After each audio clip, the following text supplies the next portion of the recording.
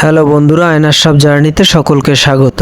আজকে আমাদের গন্তব্য নীল সমুদ্রের শহর কক্সবাজার। তাহলে চলুন শুরু করা যাক আজকের কক্সবাজার জার্নি। আমরা 5 জন অটোরিকশায় করে বাস কাউন্টারে আসার পরে হানিফ যেহেতু দ্রুতগতির বাস এবং টিকিট কাউন্টারে আমরা টিকিট পেয়ে যাই।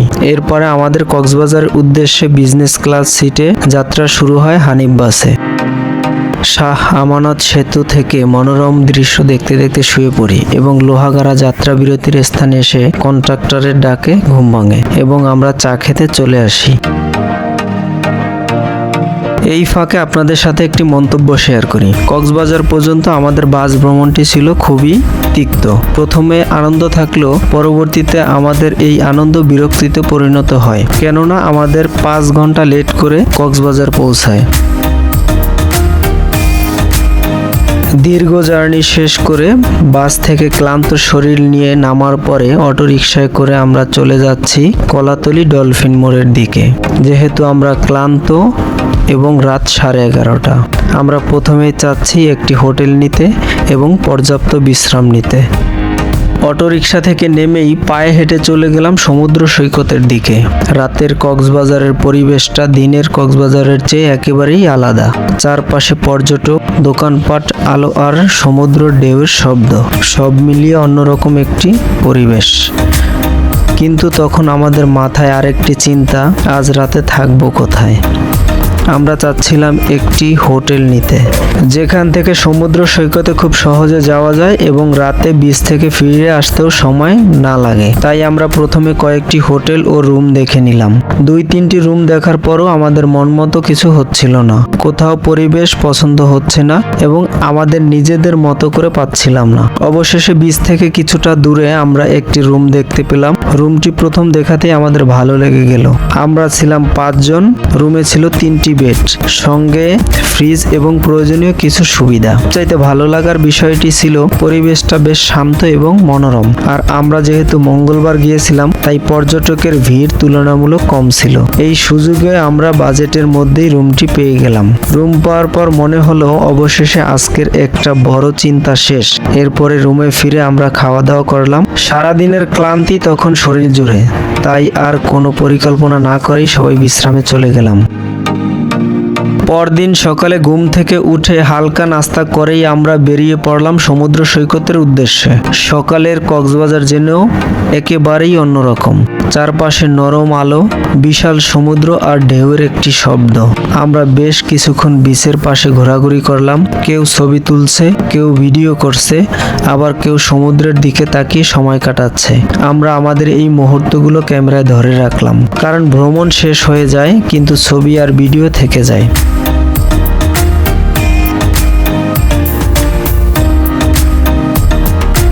এরপর আমরা সিদ্ধান্ত নিলাম এত দূর এসে সমুদ্রে গোসল না করলে তো কক্সবাজার আসাটাই অসম্পূর্ণ থেকে যাবে। তাই আমাদের ব্যাগ, মোবাইল, মানিব্যাগ সহ গুরুত্বপূর্ণ জিনিসগুলো নির্দিষ্ট বক্সে জমা দিয়ে সবাই নেমে গেলাম সমুদ্রে। এরপর শুরু হলো আমাদের গোসল আর পানিতে মেতে ওঠা। এক সময় মনে হলো সময় কোথা দিয়ে চলে যাচ্ছে বুঝতেই পারছি না। প্রায় 2 ঘন্টা সমুদ্রে কাটিয়ে দিলাম। এর মধ্যে হঠাৎ হালকা বৃষ্টি শুরু হলো। সমুদ্র, বৃষ্টি আর আমরা, মুহূর্তটা ছিল সত্যিই অসাধারণ। দুঃখের বিষয়, তখন আমরা সবাই পানিতে থাকায় সেই দৃশ্য ক্যামেরায় ধারণ করা সম্ভব হয়নি।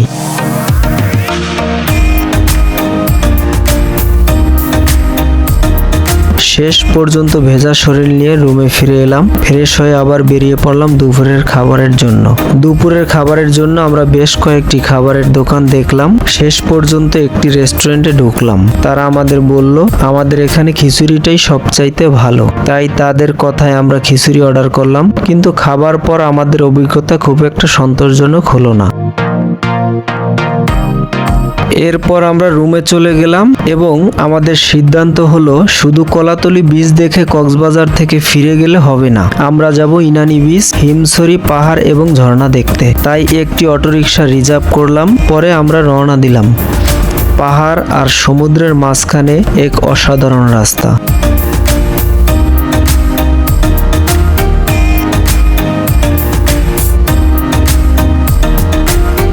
অটোরিকশায় ওঠার পর কিছু দূর যেতেই আমরা বুঝতে পারলাম এই পথটাই আসলে কক্সবাজারের অন্যতম ও সুন্দর অভিজ্ঞতা। রাস্তার এক পাশে বিশাল সমুদ্র, অন্য পাশে পাহাড়, আর মাঝখান দিয়ে চলে গেছে সুন্দর একটি রাস্তা।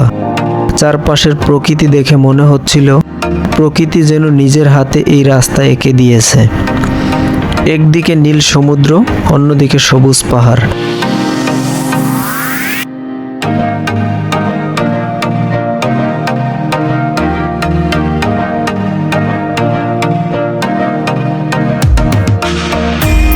সত্যি বলতে আপনারা যদি কক্সবাজারে এসে শুধু কলাতলি বিচে কিছুক্ষণ সময় কাটিয়ে সমুদ্রে গোসল করে চলে যান, তাহলে কক্সবাজারের অনেকটাই আপনার অদেখা থেকে যাবে। এই সুন্দর পরিবেশ দেখতে দেখতেই আমরা পৌঁছে গেলাম হিমছড়ি ঝর্ণায়। এখানে আমরা এসেই অটো থেকে নামার পরে একটি ছোট্ট দোকানির সাথে কথা বললাম। সে বেচা বিক্রিতে খুব চটপটে।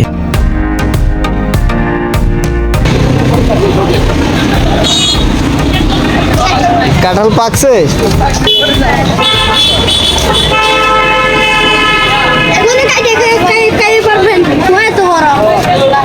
কোয়া বড়? কত বড়? কত বড়? তাই? এবং তার সঙ্গে কিছুক্ষণ কথা বলে বেশ ভালোই লাগলো।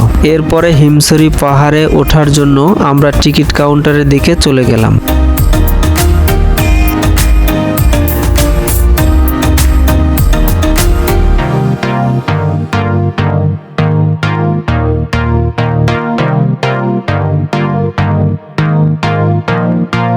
এরপর টিকিট কেটে আমরা হিমছড়ি পাহাড়ের দিকে উঠতে শুরু করলাম। আর এখানেই শুরু হলো আসল পরীক্ষা।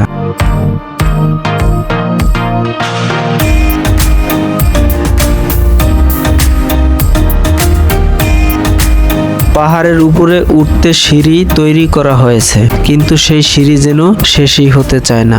একটার পর একটা সিঁড়ি উঠছি তো উঠছি।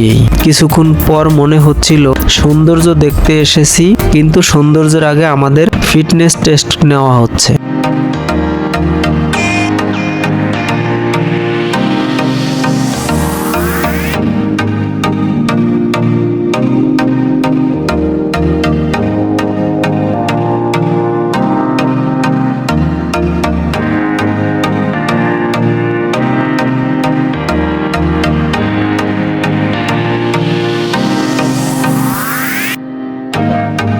তবে কষ্ট যতই হোক, শেষ পর্যন্ত আমরা উপরে পৌঁছে গেলাম।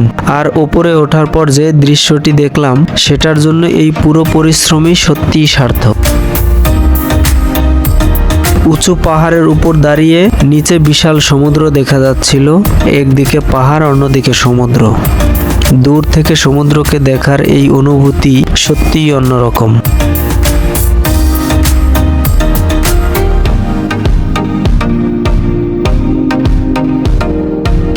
হিমছড়ির ওপর পর্যটকদের ভিড় ছিল অনেক।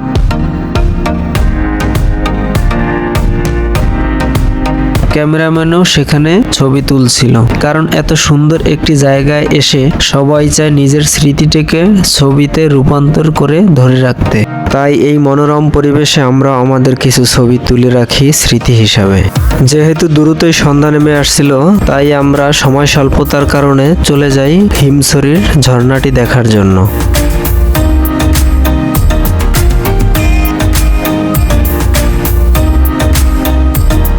এখানে এসে আমাদের অভিজ্ঞতা কিছুটা ভিন্ন হলো। ঝর্ণাটি আমাদের প্রত্যাশার তুলনায় বেশ ছোট মনে হলো। আমরা কয়েকদিন আগেই সীতাকুণ্ডের বিশাল ঝর্ণা দেখে এসেছিলাম। সেই বিশাল ঝর্ণার সঙ্গে তুলনা করলে হিমছড়ির ঝর্ণাটি আমাদের কাছে খুবই ছোট মনে হলো। তাই আমরা সবাই একটু হাসাহাসিও করলাম। তবে একটা বিষয় মনে রাখা দরকার, প্রত্যেকটি জায়গার সৌন্দর্য আলাদা।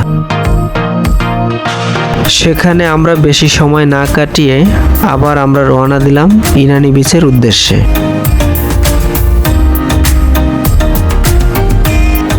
এরই মধ্যে বিকাল গড়িয়ে সন্ধ্যা নামতে শুরু করেছে, আর আমার ভেতর তখন একটা বিশেষ আকাঙ্ক্ষা কাজ করছিল।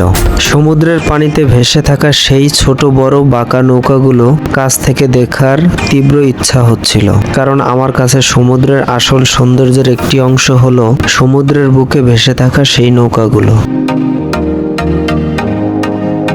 আমরা অটোরিকশা করে সামনে এগিয়ে যাচ্ছি। রাস্তার দুই পাশে একের পর এক সুন্দর রিসোর্ট, ভিআইপি কটেজ আর প্রকৃতির মনোরম দৃশ্য। সবকিছু মিলিয়ে মনে হচ্ছিল আমরা যেন বাংলাদেশের কোনো এক স্বপ্নের রাস্তা দিয়ে এগিয়ে চলেছি। অবশেষে আমরা পৌঁছে গেলাম ইনানি বিচের কাছাকাছি। সেখানে আমরা দেখতে পেলাম বে ওয়াচ 5 তারকা হোটেল।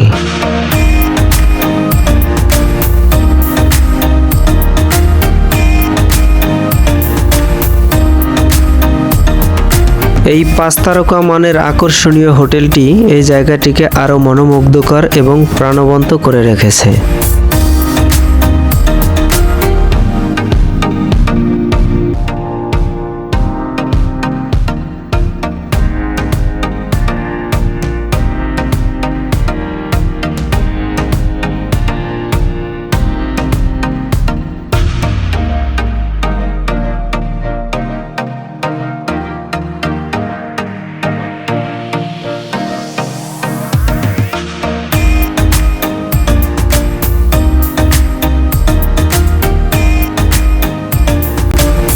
এর সামনেই আমরা নেমে কিছুক্ষণ সময় কাটালাম, চারপাশ ঘুরে দেখলাম।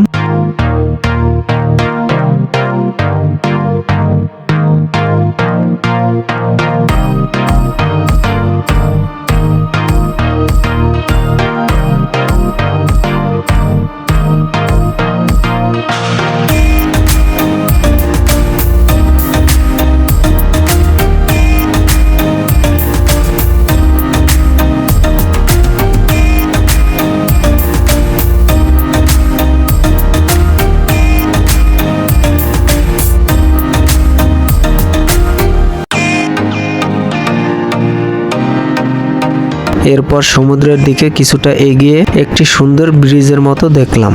সেখানে যাওয়ার ইচ্ছা থাকলেও তখন সন্ধ্যা নেমে আসছিল, তাই সময়ের কথা চিন্তা করে আমরা আবার ইনানির দিকে ফিরে এলাম।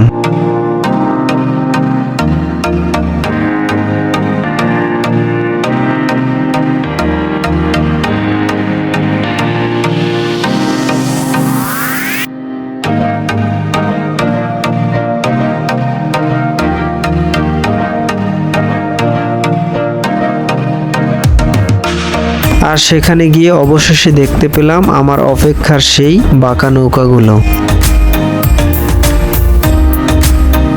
সন্ধ্যার আলো ধীরে ধীরে কমে আসছে, চারপাশে সমুদ্রের শব্দ আর সেই বাঁকা নৌকাগুলো যেন পুরো দৃশ্যটাকে আরো সুন্দর করে তুলছে।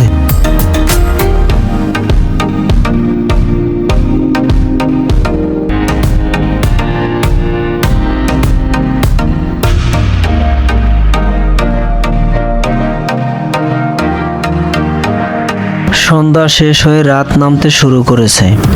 আমরাও এবার ফিরে আসার সিদ্ধান্ত নিলাম। অটোরিকশায় করে চলে এলাম কলাতলি বিচে। আর আজকের রাতের খাবারের পরিকল্পনা ছিল একটু বিশেষ। আজ আমরা খাবো আস্ত কোরাল মাছের বারবিকিউ এবং কাঁকড়া ফ্রাই। কলাতলি বিচে পৌঁছে আমরা মাছের দোকানে গেলাম। সুস্বাদু কোনটা? সাগর মধ্যে হচ্ছে আপনার সোনালী কোরাল 1 নম্বর, লাল কোরাল 2 নম্বর, 3 নম্বর হচ্ছে কালো কোরাল। এখন এই দুটো হচ্ছে লাল কোরাল, ঠিক আছে? এটা হচ্ছে সোনালী কোরাল। কি লাল কোরালের মধ্যে কি বলবো? এটা হচ্ছে দেশি কোরাল, আর এটা হচ্ছে সালমন ফিশ। নাকি সালমন ফিশের মধ্যে খাবেন, ঠিক আছে? 5 জন না, আমি এটা দিচ্ছি বড় পারফেক্ট সাইজ, ঠিক আছে? আর কিছু খাবেন সঙ্গে ভাইয়া? আর কিছু খাবেন ভালো মানে ভাই আপনি নরম দেখতেছেন না মাছ হলো ওর মধ্যে এইগুলো দেখে বুঝতে পারবেন চাপের মধ্যে পড়ছে। এটা এরকম মাছ পেলে এরকম থাকবে, এরকম মাছ পেলে এরকম আচ্ছা ঠিক আছে। এটা বলবো বারবিকিউ সবগুলো মিলে 2500 টাকা রাখবেন। কিছুক্ষণ পর প্রথমেই আমাদের সামনে এলো কাঁকড়া ফ্রাই। সসের সঙ্গে কাঁকড়া খেতে বেশ মজাই লাগছিল।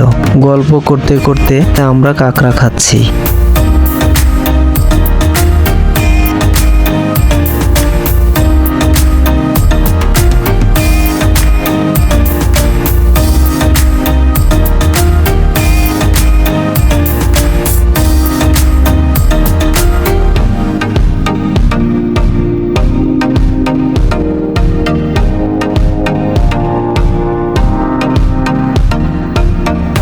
এর মধ্যেই সামনে এলো আস্ত কোরাল মাছের বারবিকিউ। দেখতে বেশ আকর্ষণীয়, দাম অনুযায়ী স্বাদটাও আমাদের প্রত্যাশা পূরণ করতে পারেনি। আমাদের মনে হচ্ছিল মাছটিকে হয়তো আরো কিছুক্ষণ ভালোভাবে বারবিকিউ করলে স্বাদ আরো ভালো হতে পারত।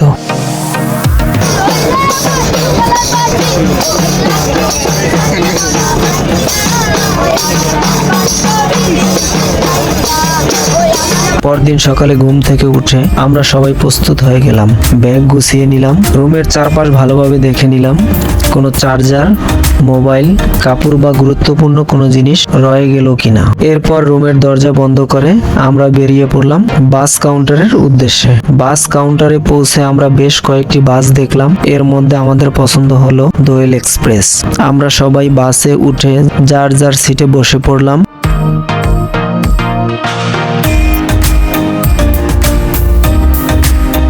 মাঝপথে আমরা পৌঁছে গেলাম কক্সবাজার হাইওয়ে একটি বড় রিসোর্ট ও রেস্টুরেন্টে। রেস্টুরেন্টটি হলো সি সন্স। এখানে আমরা কিছুক্ষণ বিরতি নিলাম, ফ্রেশ হলাম, নাস্তা করলাম।